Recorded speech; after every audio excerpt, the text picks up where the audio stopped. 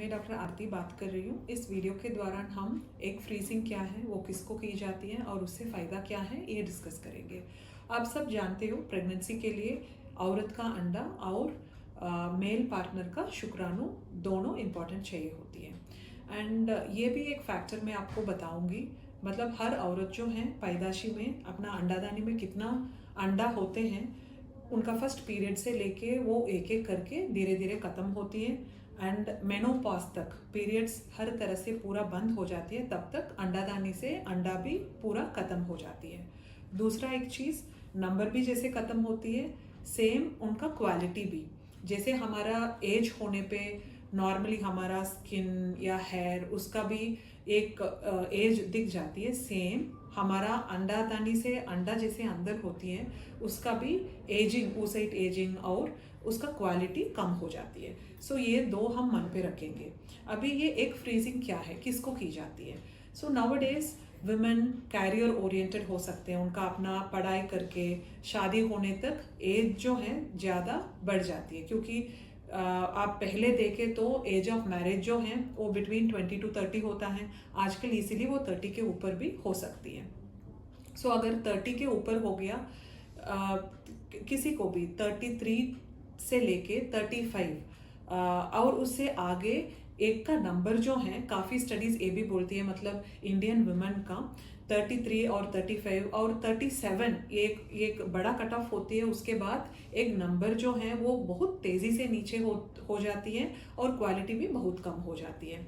सो अगर किसी को पढ़ाई करना या शादी लेट करना या शादी हो गई उसके बाद उनको करियर थोड़ा सेटल होके बेबी प्लान करना, सो इनमें आप देखिए एक नंबर और क्वालिटी तो हमारे लिए वेट तो नहीं करेगा। सो हम ये प्लान कर सकते हैं इस oocyte या एग फ्रीजिंग प्रोसीजर के दौरान हम एग्स को निकालें और फ्रीज करके रखें, है ना। मैं प्रोसीजर आपको एक्सप्लेन करूंगी। और ये और भी किस किस को की जाती है, मेनली ये मैंने बोल दिया, ये सोशल फ्रीजिंग जो बोली जाती है। और दूसरा है अगर किसी को कुछ बड़ा सर्जरी होनी है, मत related to ovarian cyst, endometriosis, in surgeries में क्या होगा, ओवरी में भी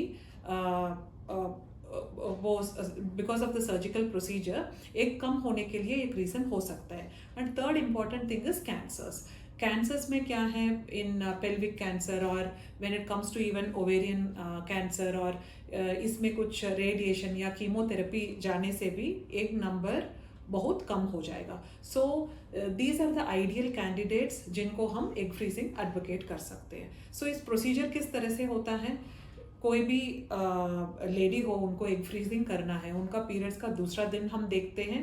एंड या कभी कभी इमरजेंसी एग फ्रीजिंग, जैसे मैंने आपको कहा कैंसर सिचुएशंस में हम वेट नहीं कर सकते पीरियड्स का दूसरा दिन तक, हम रैंडमली भी शुरू कर सकते हैं। पीरियड्स का किसी भी दिन हो तब से हम पहला स्कैन देखेंगे, प्री ऑप वर्कअप करेंगे एंड इंजेक्शंस, हार्मोनल इंजेक्शंस दी जाती हैं। इन हार्मोनल इंजेक्शंस जो हैं, कितना भी एग्स हो अंडादानी में वो सबको बढ़ाती है। फिर बीच में स्कैन्स होती हैं, मतलब इंजेक्शंस का 5वें दिन में हो गया, 8वें दिन या 10वें दिन में हो गया, स्कैन्स करके हम मॉनिटर करते हैं फॉलिकल जो है वो कैसे बढ़ रही है। फिर अल्ट्रासाउंड में हमें पता चला फॉलिकल बहुत अच्छा बढ़ रही है, एक मेच्योर लेवल पे आ गया। फिर ट्रिगर इंजेक्शन, दैट इज वो मेच्योरिटी के लिए इंजेक्शन दी जाती हैं। And there is a small procedure under anaesthesia, ये डे केयर प्रोसीजर है। उस दिन काली पेट में आना होगा। फिर अनेस्थीसिया के बाद नीचे रास्ता से ही जैसे स्कैन हम करते हैं थ्रू अंडर अनेस्थीसिया, एक बहुत पतला नीडल होता है, we aspirate all the follicles. And जैसे वो एग्स को हमने फॉलिकल को एस्पिरेट किया, एग्स को निकाला, फिर एम्ब्रियोलॉजिस्ट के पास दी जाती है। एम्ब्रियोलॉजिस्ट चेक करता है एग्स जो जैसे हमने निकाला वो मेच्योर है कितना है, फिर एग्स को फ्रीज करके रख देते हैं।